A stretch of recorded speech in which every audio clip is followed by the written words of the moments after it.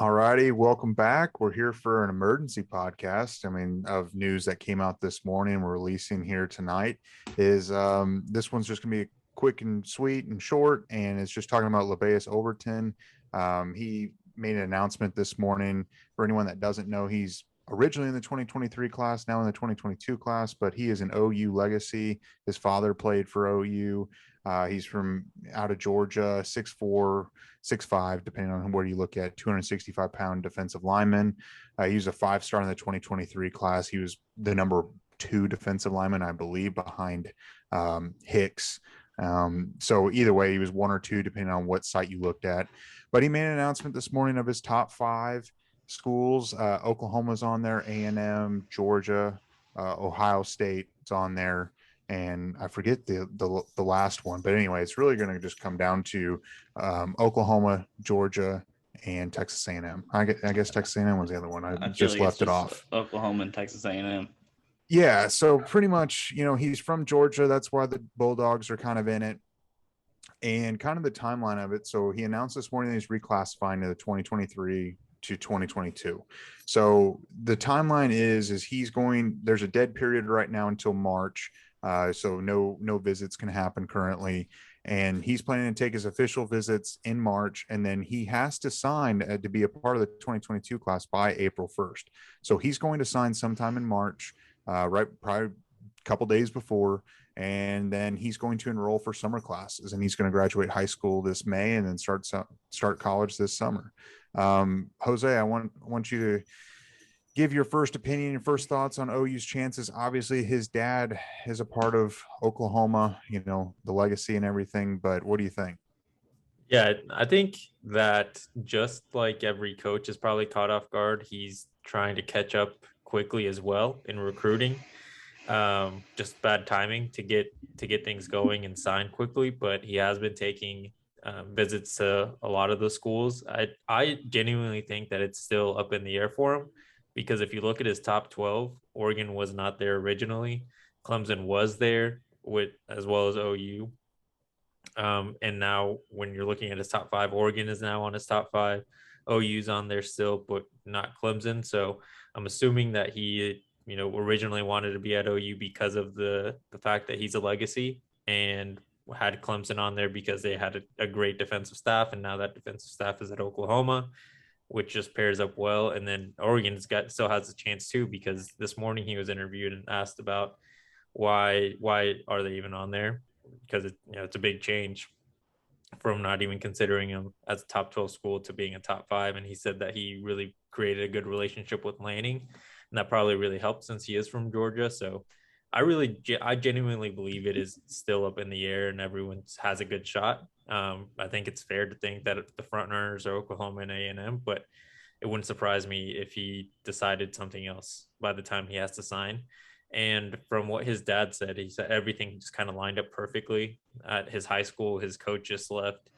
There's not a lot of seniors on the football team, so there's really nothing holding him back. And I guess he's a really smart kid. He's been taking AP classes, been taking concurrent classes to have college credit and be ready to move on as fast as possible. So perfect timing for him. It's just going to be a really fast race. I think this morning I called it a sprint, a 2-month sprint for every single coach out of those 5 schools to try to get him on campus and pretty much sell him on the vision. Because from the ones that are there, I think the most stable one's been A&M, right? There's been zero mix up. No one's really left the staff or come in to try to change something drastically. So all those 4 schools are going to have a hard time or going to have a lot on their plate over the next couple of months with him.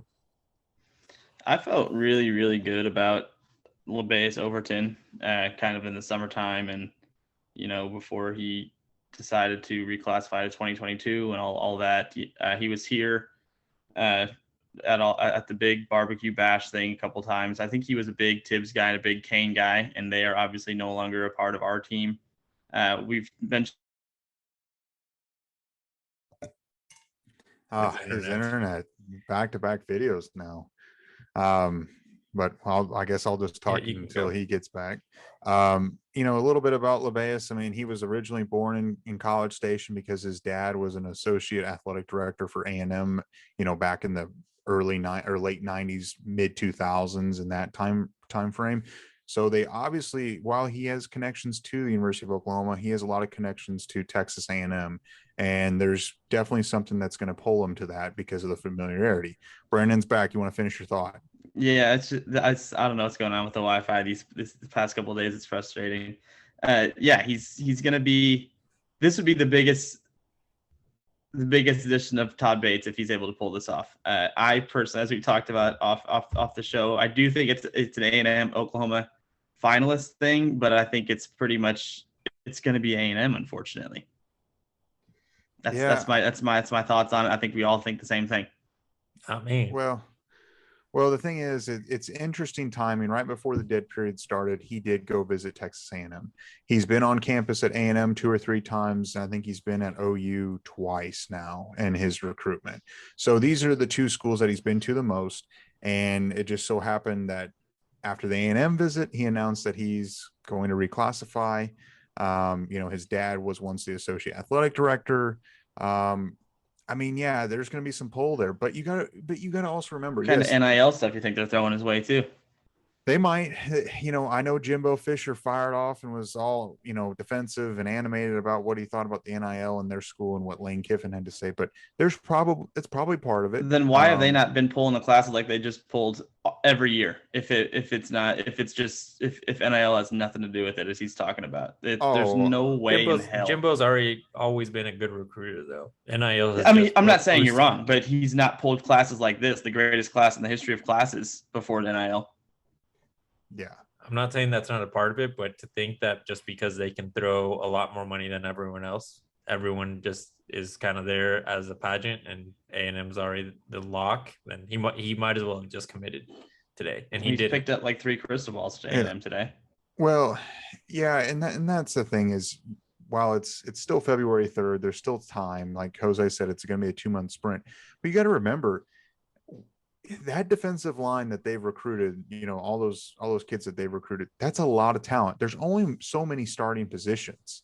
And while the money might be crazy at A&M, the money that you would get from an NIL deal is nothing compared to what a first-round pick in the NFL draft would be.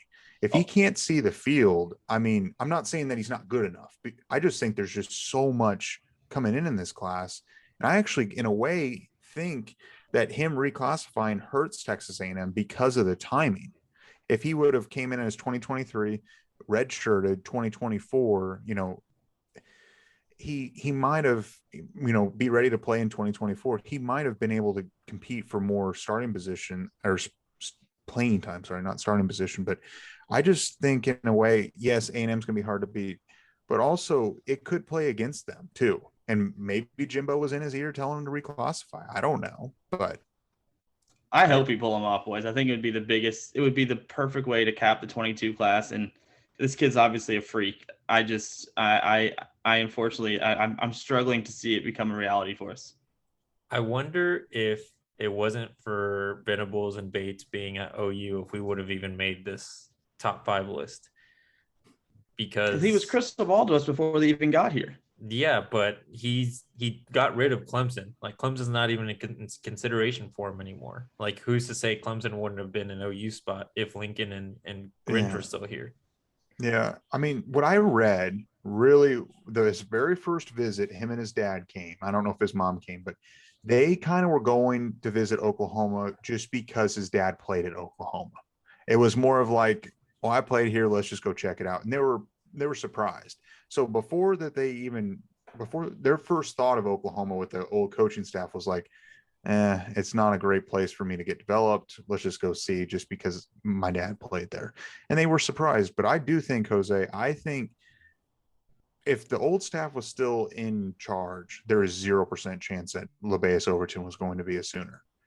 Bates and Venables actually gives us a fighting chance. That doesn't make any sense to me. He was literally crystal balled to us with the old staff. I feel like he was probably a Thibodeau and Kane guy. So how can you guys sit here? LSU and SMU aren't there. If he was a Kane and Thibodeau guy, he would at least have put them in a considerable spot. SMU, it is surprising to me that LSU is not in his final five. If because Kane is there, but if he was a Thibodeau guy, it makes sense for him not to consider SMU. That the level of play at SMU is significantly lower than all of his top five. Then he's a Bates guy.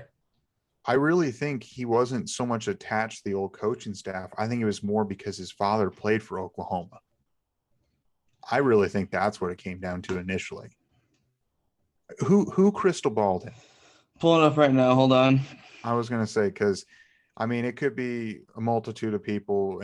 Brian Bishop on August 21st, 2020. Crystal balled him to Oklahoma. Yeah. It's only one person.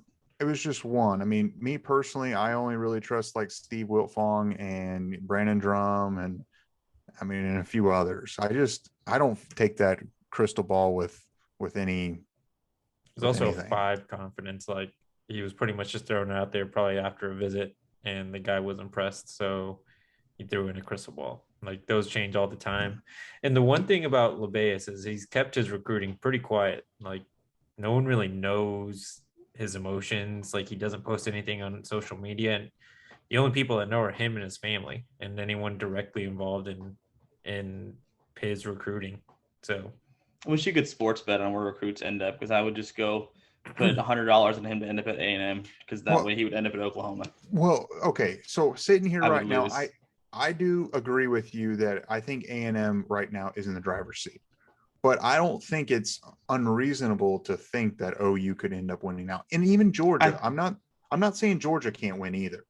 I think we're a finalist. I think it's I think it comes down to Oklahoma and A&M, and I think at the end of the day, he's going to look at Texas A&M having 7 of the 35 stars in the 2022 class, or whatever Jose said, of the 31 5-stars in the 2022 class. He's going to look at them offering him, when they back the Brinks truck up, when they do all of the stuff that we're incapable of doing. I think he's going to lean A&M's. Dude, he's still, at the end of the day, he's a 17, 18-year-old kid. When they roll the Brinks truck, it's not going to be something that he's not going to think about or be like, holy hell, this is a lot of money. I don't think that that's something that's really going to sway him one way or another. I think it's an advantage, and I think that it definitely that's why they are in the driver's seat. But at the end of the day, it seems like his family is very much involved in helping him make this decision. And from what I've read, his parents aren't really struggling, and not that should be a factor in if money is a decision for him or not, but he can make money anywhere. If you're good at football, you're going to get paid wherever you play football. Just like we saw the number 1 overall recruit from this class. He's at Jackson State, and he's going to get paid. It's a smaller school, and that's not going to matter because he's still going to be covered by ESPN, by Barstool, by every major network, because it's a big move.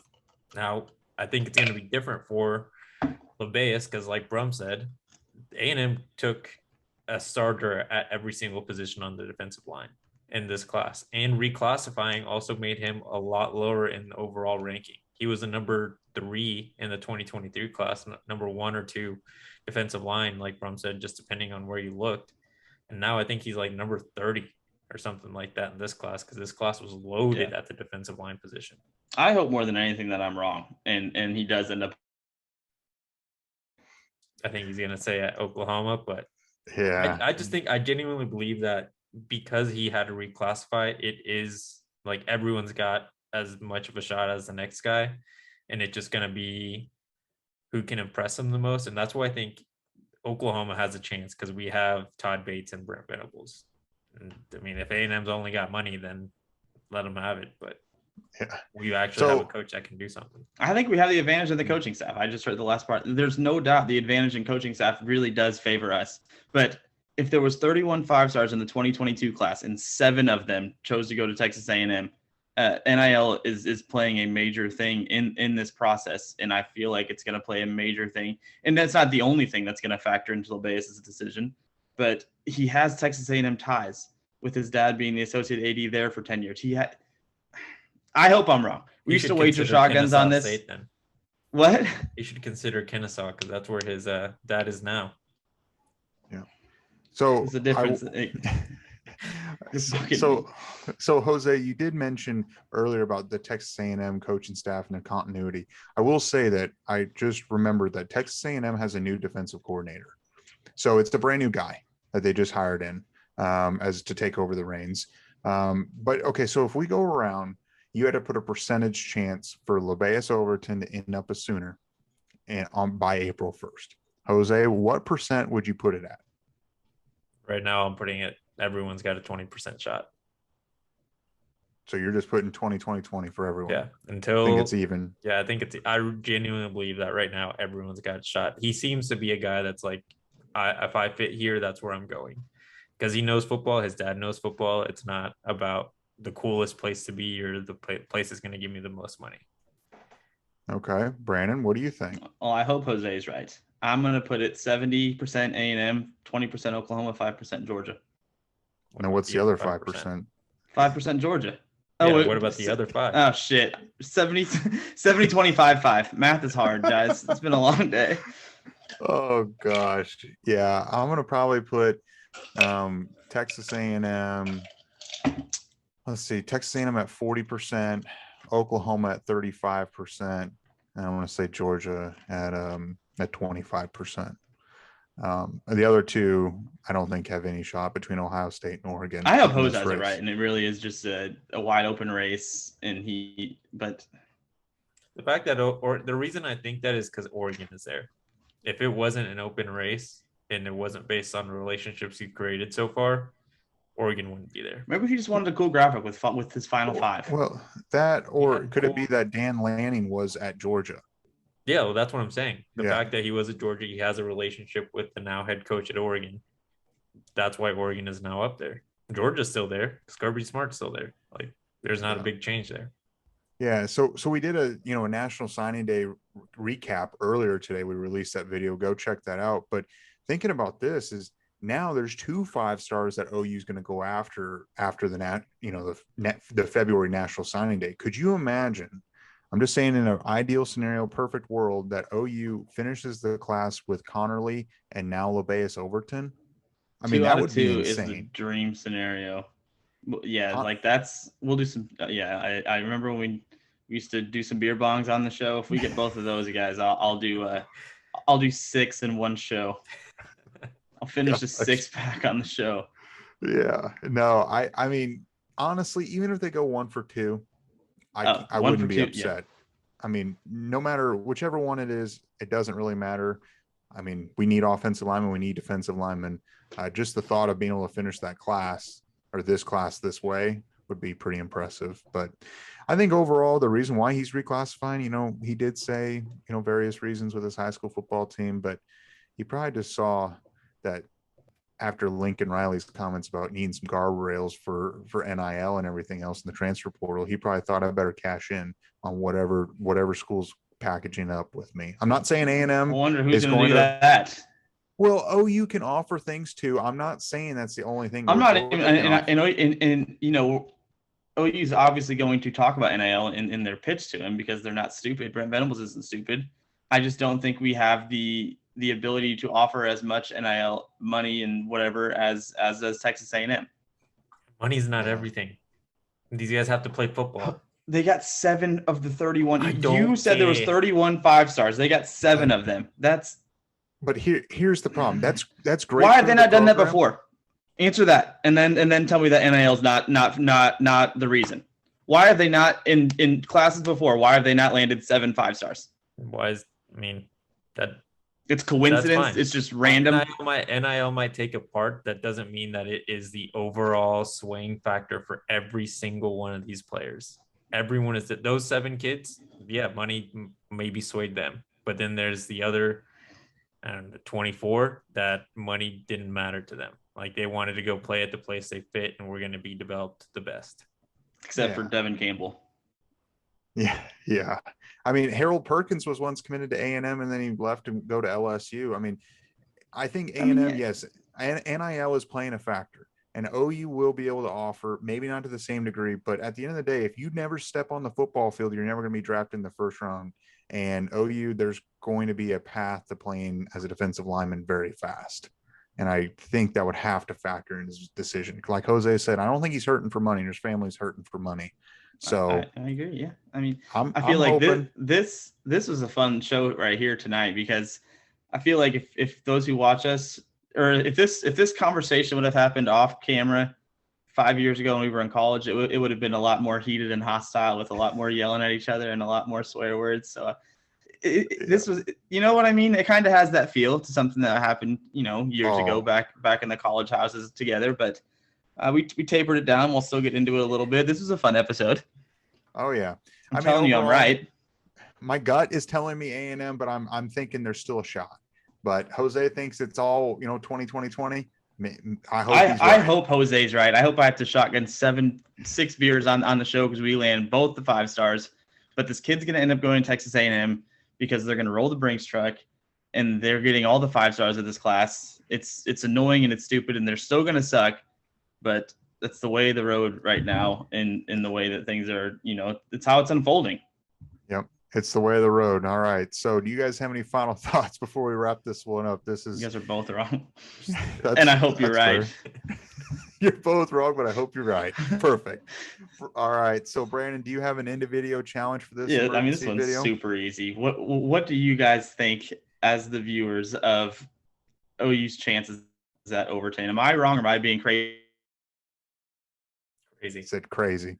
Anyway, so let us know if you think he's crazy or if we're crazy. It's going to be interesting to see over the next couple of months. We're going to definitely be keeping a close eye on him. Hit that subscribe button, turn on the notification bell, follow us on Twitter, Instagram, Spotify, Apple Podcasts. Everything's all at Two Plane Sports. And we're going to keep posting more videos, and we'll catch you next time.